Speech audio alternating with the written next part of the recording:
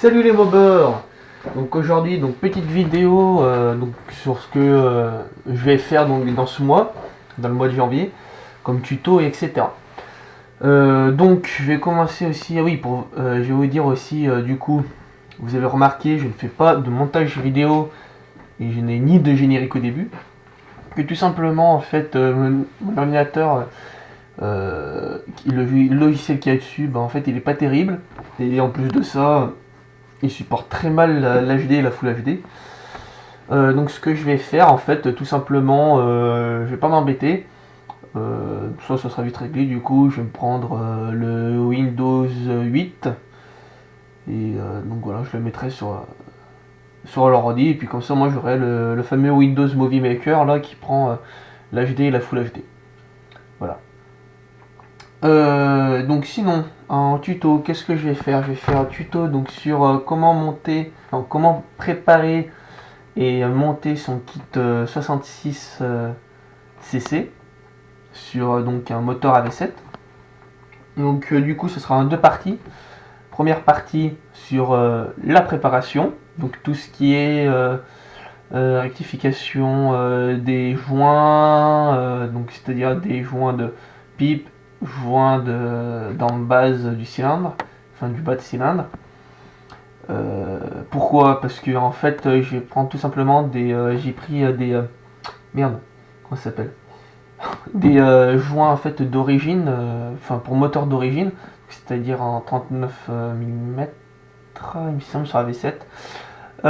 Bref, du coup va falloir donc les retravailler, refaire les trous, agrandir les trous des joints, tout ça. Donc vous faire voir comment faire un travail propre sur donc la préparation des joints. Voilà, donc aussi donc il y aura la préparation du cylindre, donc enlever toutes les bavures s'il y en a, donc les bavurés, tout ça, la Dremel, donc vous ferez voir comment on fait, etc. Donc voilà, donc ça sera sur la première partie. Donc deuxième partie, vous avez compris, ça sera donc sur le montage en soi, hein, de tout ça, de toutes ces pièces, une fois qu'elles seront bien préparées. Voilà. Après aussi, je vais faire aussi un tuto sur comment monter un allumage électronique Maruyama sur le même moteur, hein, sur le moteur AV7. En fait, j'ai pris un pack, du coup ça comprend bobine d'allumage, merde, pardon. Donc ça comprend la bobine haute tension, l'antiparasite, le CDI et le régulateur de tension. Oui, parce que qu'un allumage électronique, on passe donc un 12 volts. Donc voilà, donc va falloir faire des branchements, tout ça. Donc vous ferez des tutos, un tuto sur le branchement, comment bien y brancher tout ce qui est câble et tout ça pour pas que ça merde quoi. Donc c'est-à-dire les basses, les phares, enfin tout ça, tout le bordel. Et pour pas faire dégueulasse, je mettrai aussi de la gaine thermique. Pas n'importe quoi. Pas de la gaine thermique, pardon, de la gaine thermoformable. Donc pour cacher les fils électriques. Donc voilà, pour que ça fasse plus joli, plus propre. Voilà. Donc je ferai un tuto aussi donc là-dessus. Je ferai aussi un tuto. Bon, ça c'est des trucs simples, mais il n'y a pas beaucoup de tutos, donc c'est pour ça que je vais le faire, même si c'est simple. Donc c'est-à-dire comment faire un montage, comment monter ces poignées type bracelet. Voilà, donc c'est-à-dire, vous savez, les poignées type bracelet, c'est ceux qui se mettent sur la fourche. Donc voilà. Je vais vous faire aussi un tuto sur comment monter son carbu Delorto 16 de 16 et avec sa pipe de 16 aussi d'ailleurs. Donc voilà. Voilà, donc ça sera bon. Ça c'est les plus gros tutos que je vais faire, voilà, dans le mois. Sinon il y en aura sûrement d'autres, hein, des tutos, des petits. Bon, ça sera des petits tutos, voilà. Je vais faire aussi donc un tuto sur comment réparer ces fuites sur les fuites qu'on peut avoir sur un réservoir. Donc c'est-à-dire, par contre, ça sera tuto sur les réparations sur des trous qui sont pas plus gros qu'une tête d'épingle, hein. Parce qu'en fait, ce que je vais faire, c'est ni une brasure ni une soudure. ce que je vais faire, c'est utiliser de la pâte époxy bicomposant. Vu que c'est des petits trous, ça va faire l'affaire. Et ça va durer dans le temps parce que j'en connais qui l'ont fait et c'est vrai que par mois ça dure dans le temps. Et en plus de ça, franchement c'est vraiment résistant une fois posé. Bon, il faut bien attendre 24 heures. Hein. Par contre, après c'est comme une vraie soudure la préparation, c'est-à-dire faut bien décaper la peinture jusqu'à la tôle. Quoi, hein. Faut bien que ça soit... Enfin, faut pousser vraiment à blanc. Quoi. Voilà. Après, donc vous mettez votre époxy, etc.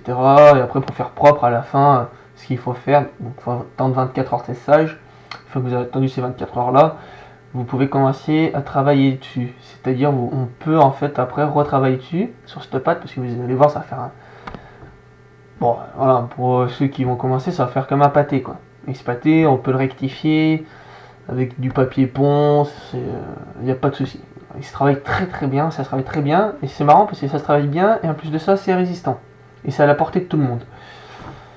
Bref, je ferai un tuto là-dessus. Donc voilà, ça sera donc tout ce que je vais faire sur le mode. Ce sera les tutos sur la moto bécane, donc type 50. Donc voilà. Donc il y en aura sûrement d'autres après, etc. Parce qu'en février, je vais pour le moment, donc ça sera la. Ah oui, pardon. Pour la culasse, ça sera la culasse d'origine que je vais retravailler comme il faut et tout pour le kit. Et du coup, en février, je vais me faire plaisir. Je vais prendre une culasse radiale de chez Polini. Donc, il me semble que je dise pas de bêtises. C'est pour 45 mm et 47 mm de diamètre. Voilà. Donc là, les millimètres que je viens de vous dire, hein, c'est donc vous savez, c'est pour le piston. Voilà. Donc voilà. Ah, et aussi, je voulais dire aussi, alors c'est vraiment pas une remarque méchante et tout, ni une critique, hein, loin de là. Donc j'avais vu une vidéo donc de mordu de mob, non, si de mordu de mob 87. Pardon si j'ai écorché son pseudo, désolé. Et c'était donc sur ce fameux kit là, 66. Et il disait que les segments, sur les segments, chez Ersal, ils marquent, pour pas se tromper, ils mettent deux petites lettres, D et Y. C'est pour dire que c'est le haut du segment. Alors oui, et donc ça voilà, ça marche très bien pour ceux qui sont marqués. Et donc les segments, voilà, parce que j'avais vu sur une de ces vidéos, il disait, il y avait un mec qui avait commenté, qui avait marqué s'il n'y a pas de marquage, comment on fait. Et du coup, bon, il avait répondu, le mordu de mob 87, comme quoi on peut y mettre dans n'importe quel sens. Alors non, on peut pas mettre dans n'importe quel sens. En fait, si on regarde bien sur le segment, alors je pense que tu as dû le remarquer, mordu de mob 87, c'est que en fait sur ton segment, tu as vu, il y a une petite encoche quand tu le serres, il va y avoir une encoche. Et cette petite encoche, en fait, ce petit espace qu'il va avoir quand vous allez resserrer, en fait, si vous regardez votre piston, ça fait comme une petite bille dans les. Il y a une petite bille en fait dans chaque fente du piston où il y aura le segment. Et en fait, cette petite bille là correspond à la petite encoche du segment une fois qu'il est serré. Voilà. Donc en fait, ça sert de détrompeur.